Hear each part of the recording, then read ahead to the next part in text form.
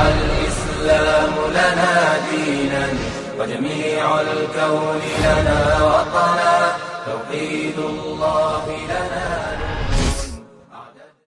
نور. تو ایسا نہیں ہوگا، کیونکہ لوگوں کے اس سے مفادات وابستہ ہیں.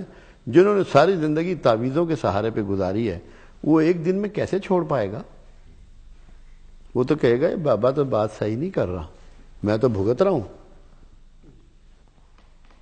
تو اس کے لیے سوسائٹی کو محنت کرنی پڑے گی، اسٹیٹ کو محنت کرنی پڑے گی، قوانین بھی بنانے پڑیں گے. تو ہمارا تعاون تو ہر ایک کے لیے حاضر ہے. ہم تو وہاں روز اللہ کا احسان عظیم ہے کہ لاکھوں لوگوں کے گلے سے میں تعویذ اتروا چکا ہوں.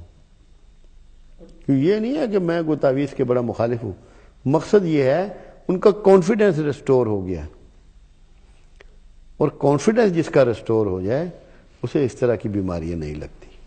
دوسرا میں گزارش کرنا چاہوں گا کہ کوئی ایسی پروگرام کے آخر میں کوئی ایسی آیات یا کوئی ایسی چیز جو قاطع جادو ہو، جیسے کوئی آیات کچھ بزرگ بتاتے ہیں کہ لا یفلح الساحر حیث. میں نے تو ابھی آپ کو بتائی تو ہیں. تو وہ بھی میں 4 طریقوں سے جادو کا علاج کرتا ہوں. جی. ایک تو میں بندے سے کہتا ہوں کہ طاؤس پڑھو، دوسرا یہ کہتا ہوں کہ نماز پڑھو، پاکیزہ رہو، اور سورہ اخلاص، سورہ فلق، سورہ ناس پڑھو. سورہ اخلاص 7 بار، سورہ فلق 5 بار، سورہ ناس 6 بار.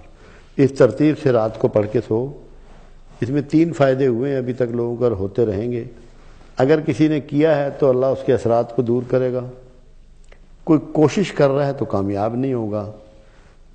اور اگر کوئی بندہ ایسا ہے جو مسلسل آپ کے پیچھے لگا ہوا ہے تو انشاءاللہ یا وہ خود ہی اپنے منہ سے بول پائے گا یا کسی نہ کسی طریقے سے آپ کو یہ آگاہی مل جائے گی کہ یہ شرارت کرنے والا یہ شخص ہے.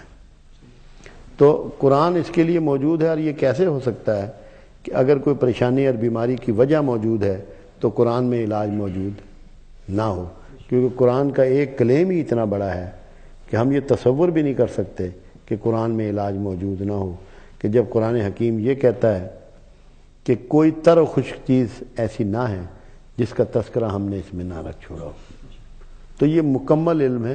اور یہ کیسے ہو سکتا ہے کہ اس نیگیٹو نفسیاتی بیماری کا، پریشانی کا اس میں جواب نہ ہو، اس میں طریقہ نہ ہو؟ یہ تو ہو نہیں سکتا. تو یہ تو انشاءاللہ طریقے اس کے موجود ہیں.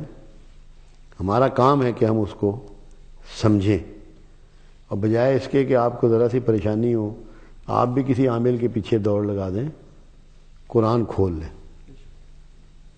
سجدے میں سر رکھ دیں، اور پھر دیکھیں کہ اللہ آپ کی مدد کو اترتا ہے کہ نہیں اترتا. سبيل الدموع سبيل مريح تنهدى يا صاحي كي تستريح وبث